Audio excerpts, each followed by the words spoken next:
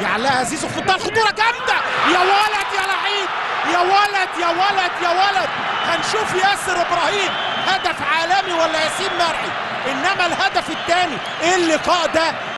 الأهلي داخل على ماتش مهم قدام حرس الحدود يوم الثلاث اللي جاي في الجولة الثامنة من الدوري المصري، وكل الأنظار متوجهة ناحية الكابتن عماد النحاس المدير الفني المؤقت اللي قرر يشرك ياسين مرعي بعد عودته من الإصابة.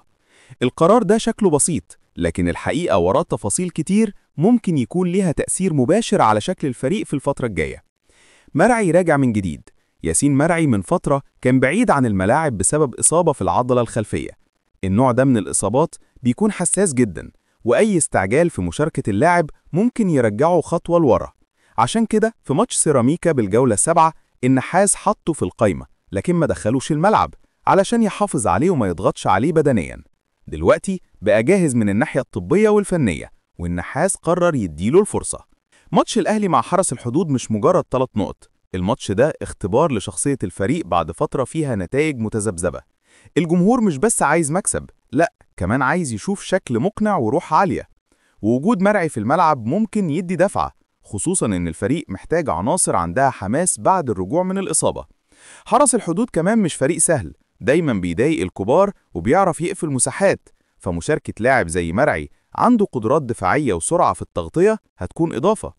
عماد النحاس والفرصة.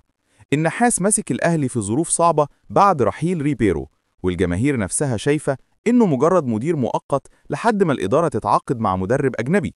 لكن الحقيقة إن النحاس مش عايز يبقى مجرد مرحلة، هو بيحاول يثبت نفسه قدام الإدارة والجمهور.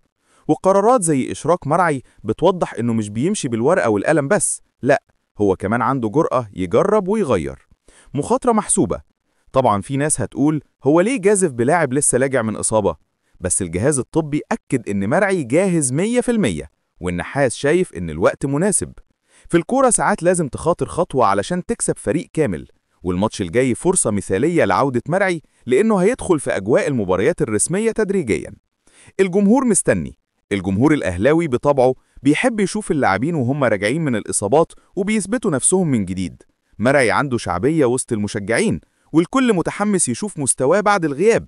مشاركة ناجحة ليه ممكن تفتح له باب أساسي في التشكيل الفترة الجاية، وتدي إضافة مهمة في خط الدفاع. الخلاصة: قرار إشراك ياسين مرعي قدام حرس الحدود خطوة جريئة من عماد النحاس، وفي نفس الوقت رسالة إنه واثق في قدرته على إدارة الفريق حتى لو بشكل مؤقت. الجمهور مستني يشوف الفريق بيرجع لطريق المكاسب، ومشاركة مرعي ممكن تكون بداية جديدة مش ليه بس، لكن كمان للأهلي كله في الدوري.